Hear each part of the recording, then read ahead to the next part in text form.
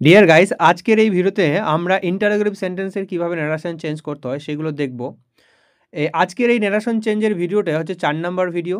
এর আগে টোটাল ৩টা ভিডিও করানো হয়েছে। তোমাদের যদি ন্যারেশন চেঞ্জ সম্পর্কে কোনো যদি বেসিক আইডিয়া না থাকে, তাহলে কিন্তু প্রথম যে ২টো ভিডিও করা হয়েছে সেগুলো তোমাদের অবশ্যই দেখা জরুরি। সেগুলো যদি না দেখো তাহলে এই ভিডিওটা কিন্তু তুমি বুঝতে পারবে না।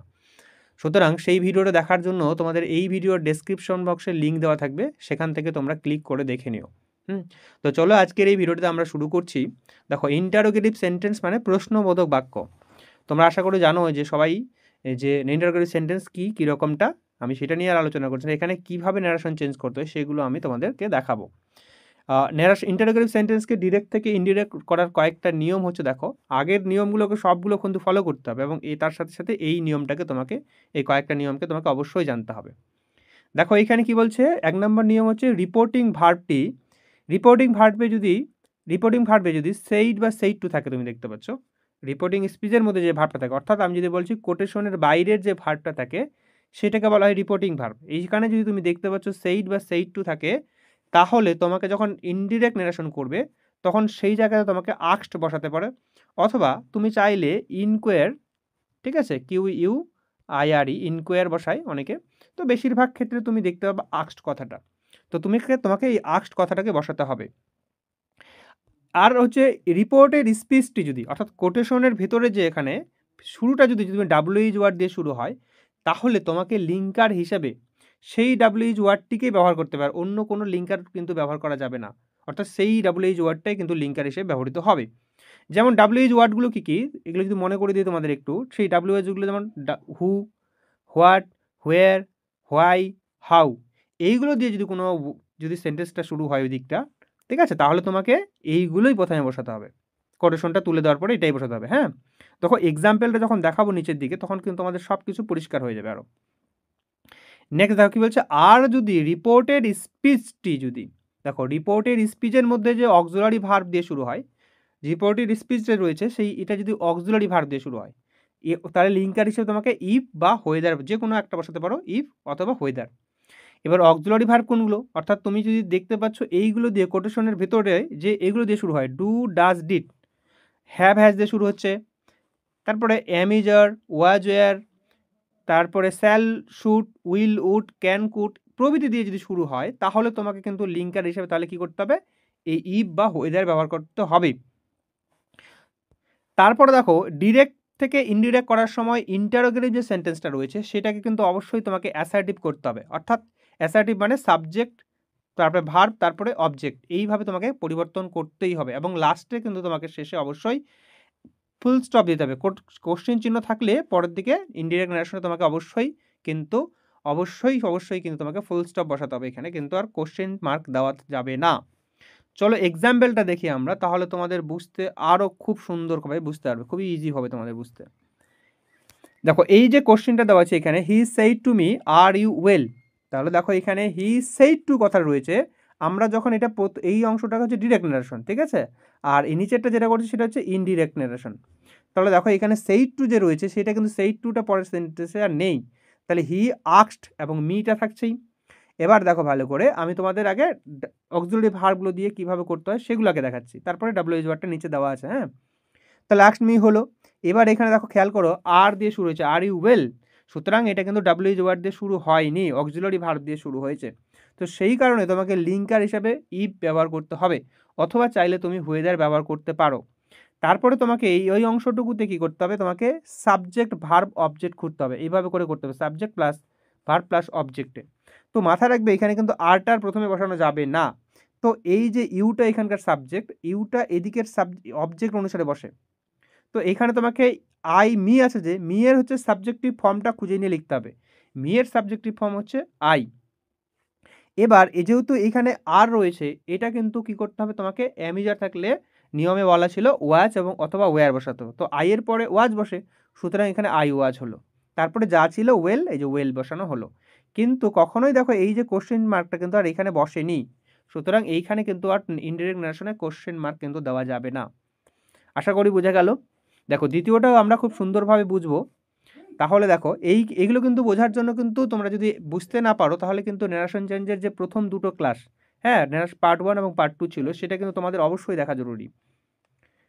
দেখো he said to me do you eat mangoes, তাহলে এখানে দেখো হি সেইড টু মিটা কি হয়েছে, আস্কড মি হয়েছে, তারপরে এখানে ডু দিয়ে শুরু হয়েছে, সুতরাং এখানে কিন্তু ইফ বসবে, বা চাইলে তুমি ওয়েদার কথাটা বসাতে হয়, WHETHER ওয়েদার, এই কথাটাও ব্যবহার করতে পারো। এবার দেখো এখানে এখানে আমাকে সাবজেক্ট খুঁজতে হবে, সাবজেক্ট হচ্ছে ইউ, ইউটা বলেছিলাম যে ইউটা এই পার্টের হচ্ছে কোটেশনের বাইরে যে পার্টটা রয়েছে তার কিন্তু অবজেক্ট অনুসারে, অর্থাৎ এখানে মি অনুসারে পরিবর্তিত হবে। এখানে মিটা তাহলে এখানে সাবজেক্টিভ ফর্ম হিসেবে বসবে, সাবজেক্ট এদিকে কিন্তু সাবজেক্ট ভার্ব অবজেক্ট হিসেবে বসাতে হবে। তো মি এর সাবজেক্টিভ ফর্ম আই, তো আই বসলো। এবার দেখো এটা কিন্তু ডু ইউ ইট ম্যাঙ্গোস, এটা কিন্তু প্রেজেন্ট ইনডিফিনিট টেন্সে রয়েছে, তোমাকে এটাকে পাস্ট ইনডিফিনিট টেন্স নিয়ে আসতে হবে। তো পাস্ট ইনডিফিনিট টেন্স আনার জন্য আই এট করতে হবে, এখানে কিন্তু আই ডিড এট করা যাবে না, কিন্তু আই এট ম্যাঙ্গোস করতে হবে। ক্লিয়ার? এই ডু এর তুমি কিন্তু যদি আবার পাস্ট ফর্ম করে দাও ডিড, এখানে কিন্তু ডিড কিন্তু হবে না। ওকে, তারপর লাস্টে অবশ্যই কিন্তু ফুল স্টপ বসাতে হবে। আশা করি বোঝা গেল। নেক্সট 3 নাম্বার এক্সাম্পলটা দেখো কি বলছে, হি said to me does he play football. তাহলে আমরা কিভাবে করলাম, দেখো হি সেইড টু মি, এই সেইড টু আবার কি হয়েছে, আক্স হয়েছে, এবং এইখানে লিঙ্কার হিসেবে কি বসে, ইফ বসেছে। এখানে ডাস দেওয়া আছে, ডাস থাক আর ডু ডাস ডাস যাই থাক না কেন, তোমাকে ডিড থাক যাই কেন, আমি বলেছিলাম যে অক্সিলারি ভার্ব দিয়ে যদি শুরু হয় তাহলে কিন্তু তোমাকে ইফ বা ওয়েদার ব্যবহার করতে হবে লিঙ্কার হিসেবে। তাহলে এখানে ইফ হলো, এবং এইখানে দেখো হিটা রয়েছে, এই হিটা কিন্তু এখানে থার্ড পারসন, তো থার্ড পারসন কোনো রকম চেঞ্জ হয় না, থার্ড পারসন সেই থার্ড পারসনটাই বসে যায়, এখানে হি বসেছে। এবং যেহেতু এটা প্রেজেন্ট ইনডিফিনিট, সুতরাং তোমাকে পাস্ট ইউনিট করতে হবে, এবং পাস্ট ইউনিট করার জন্য কী করেছে, ভার্বের সেকেন্ড ফর্ম অর্থাৎ প্লেইড নিয়ে আসা হয়েছে, এবং ফুটবল রয়েছে এখানে, এবং লাস্টে ফুল স্টপ বসানো হলো। একটু বুঝতে অসুবিধা হলে পরেরগুলো এইভাবে ধীরে ধীরে দেখতে থাকো, বুঝে যাবে, এবং অবশ্যই আগের দুটো পার্ট কিন্তু দেখা জরুরি, তাহলে কিন্তু ক্লিয়ার একদম, আশা করি একদম সম্পূর্ণ ক্লিয়ার হয়ে যাবে। নেক্সট হচ্ছে কি দেখো 4 নম্বরে বলছে, the teacher said to the student did you come to school yesterday. এবার এই জায়গাটায় অনেক ক্ষেত্রেই ভুল করে, এবার অনেকেই ভুল করে, জায়গাটা খুব ভালো করে মনোযোগ দিয়ে শুনবে জায়গাটা। হি said to the student, the teacher said to the student, তাহলে সেইড টুটাকে কি করবে, প্রথমে তো আস্কড করবে, তারপর দেখে দেখে লিখলাম যা the teacher asked the students, student দেওয়া ছিল, স্টুডেন্ট বলছে এখানে একটা স্টুডেন্ট, ঠিক আছে, স্টুডেন্টস বলেনি, একটা স্টুডেন্ট, তারপরে এখানে তোমাকে ওয়েদার বসাতে হবে লিঙ্কার হিসেবে, কারণ ডিড দিয়ে শুরু হয়েছে এটা। এবার দেখো এখানে সাবজেক্ট রয়েছে, এটা হচ্ছে ইউ, তাহলে ইউটা তো হচ্ছে কি অনুসারে বসে, এদিকের অবজেক্ট অনুসারে, দ্য স্টুডেন্ট মানে একটা স্টুডেন্ট, ঠিক আছে, আমি স্টুডেন্টকে ছেলে বা মেয়ে ধরতে পারি, এখানে চাইলে আমি হি বা সি বসাতে পারতাম, ঠিক আছে, স্টুডেন্ট কিন্তু ছেলে বা মেয়ে বলা যেতে পারে, তাহলে আমি এখানে হি হিসেবে ধরেছি যে হি। তারপরে দেখো এই জায়গাটায় অনেকে ভুল করে, দেখো এইটা কিন্তু ডিড দেওয়া আছে, এর মানে হচ্ছে এটা কিন্তু পাস্ট ইনডিফিনিট, তো পাস্ট ইনডিফিনিট থাকলে কি হয়, পাস্ট পারফেক্টে পরিবর্তন করতে হয়।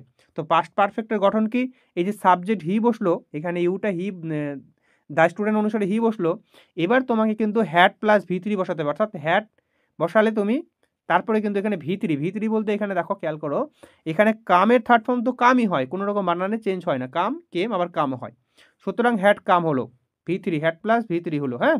তারপরে এখানে টু ছিল, টু স্কুল বসেছে। আরেকটা জিনিস খেয়াল করো, ইয়েস্টারডে কিন্তু আর ইয়েস্টারডে বসবে না, এই ইয়েস্টারডের পরিবর্তে দ্য প্রিভিয়াস ডে। এটা কি করে পেলাম, এগুলো কিন্তু সব নিয়মে বলা ছিল, প্রথম দুটো ক্লাসের মধ্যে দেখলেই পেয়ে যাবে তোমরা। তাহলে এইভাবে কিন্তু করা হলো, আশা করি তোমরা বুঝতে পারছো। দেখো এইবারে কিন্তু আমরা দেখলাম যে, খেয়াল করো, আমরা দেখলাম কিন্তু এই অংশটুকু প্রথমে দেওয়া ছিল, যে এখন এই যে হি সেইড টু মি, দেখো এইটা প্রথমে দেওয়া ছিল, এবার কোনো কোনো ক্ষেত্রে দেখা যায় যে এই অংশটুকুতে পিছনে দেওয়া আছে, দেখো যেমন was there anybody in Kaushik said. তাহলে আমাকে কিন্তু যাই থাক না কেন, তোমাকে কিন্তু এই কৌশিক সেইডটাকে এই পারে নিয়ে আসতে হবে প্রথমে, তাহলে সেইডের পরিবর্তে কি বলা হবে, সেইড থাক বা সেইড টু থাক, তোমাকে কিন্তু আক্সড বসাতে হবে এই ইন্টারোগেটিভ সেন্টেন্সে, তাহলে কৌশিক আক্সড। এবার লিঙ্কার হিসেবে কি বসবে, ইফ বসবে, কেন, এখানে WH ওয়ার্ড দিয়ে শুরু হয়নি, এটা কিন্তু অক্সিলারি ভার্ব দিয়ে শুরু হয়েছে, সুতরাং তোমাকে এখানে ইফ বসাতে হবে। তারপর এখানে তোমার দেয়ারটা এখানে সাবজেক্ট হিসেবে বসবে, ঠিক আছে, এবং তারপরে এখানে খেয়াল করে, এখানে ওয়াজ নিয়মে বলা ছিল ওয়াজ অথবা ওয়্যার থাকলে তোমাকে হ্যাড বিন বসাতে হবে, সুতরাং দেয়ার হ্যাড বিন, তারপরে বাকি অংশটুকু দেখে দেখে লিখলাম এনিবডি ইন এনিবডি, আর অবশ্যই লাস্টে ফুল স্টপ। আরেকটা জিনিস মাথা রাখবে, এইখানে তো তুমি করছো এটা ফুল ইন্টারোগেটিভ সাইন দিচ্ছ, এবং পরের দিকে এখানে কিন্তু এটা ফুল স্টপ দেবে কিন্তু, হ্যাঁ, যেমনটা ফুল স্টপ দেওয়া আছে এখানে কৌশিক সাইডের পরে। নেক্সট দেখো 6 নম্বরে বলছে, দেখো she said can you drive, এভাবেও থাকতে পারে, তাহলে আমরা কি করেছি, সেইড বা থাক বা বললাম সেইড টু থাক, তোমাকে কিন্তু আস্কড করতে হবে। এবং লিঙ্কার হিসেবে কি করা হয়েছে, ওয়েদার। তারপরে দেখো এই যে এখানে এই অংশটুকুতে সাবজেক্ট ক্যান ইউ ড্রাইভের মধ্যে সাবজেক্টকে ইউটা ড্রাইভ সাবজেক্ট, তাহলে ইউটা কি অনুসারে পরিবর্তিত হবে, ইউটা কিন্তু মনে রাখবে ইউটা এদিকের অবজেক্ট অনুসারে পরিবর্তিত হয়। খেয়াল করো এখানে কিন্তু অবজেক্ট কিন্তু নেই, সি সেইড এখানে টু মি নেই। তো মাথায় রাখবে এরকম যখন অবজেক্ট নেই কিন্তু সেটাকে ধরে নাও সি সেইড, সে আমাকে বলছে এরকম ভেবে নেবে, সি সেইড টু মি ধরে নাও, ভেবে নেবে এটা, হ্যাঁ। তো মি হিসেবে এখানে ধরে নেবে। সুতরাং এখানে যেহেতু মি অনুসারে ধরতা, সেখানে কিন্তু এখানে সেই হিসাবে মি এর সাবজেক্টিভ ফর্ম আই, এইটা কিন্তু তুমি ভেবে নেবে মনে মনে। সুতরাং এখানে সেই হিসাবে আই বসেছে। এবং ক্যানের যে পাস্ট ফর্ম সেটা কিন্তু কুড হয়েছে, ক্যান কুড হয়েছে, হ্যাঁ। তাহলে হোয়েদার আই কুড, তারপর ড্রাইভ বসেছে অবশ্যই লাস্টে ফুল স্টপ। এবার আসি তোমাদের ইন্টারোগেটিভ যে সেন্টেন্সগুলো রয়েছে সেগুলো দিয়ে যদি শুরু হয়, মানে ডাব্লিউএইচ ওয়ার্ড দিয়ে যদি শুরু হয়, হ্যাঁ, কোশ্চেনটা, তাহলে তোমরা কীভাবে করবে। তাহলে দেখো ইউ সেইড টু মি, তোমাকে সেইড টুর পরিবর্তে তোমাকে আস্কড ব্যবহার করতে হবে, সেটা ডাব্লিউএইচ ওয়ার্ড দিয়ে শুরু হোক বা অক্সিলারি ভার্ব দিয়ে শুরু হোক। এবার তোমাকে কিন্তু লিঙ্কার আর কিন্তু ইফ বা ওয়েদার কিন্তু ব্যবহার করা যাবে না, তোমাকে লিঙ্কার হিসেবে এই ডাব্লিউএইচ ওয়ার্ড দিয়ে শুরু হয়েছে, সুতরাং ডাব্লিউএইচ ওয়ার্ডটাই প্রথমে বসাতে হবে, আর কোনো লিঙ্কার প্রয়োজন হবে না।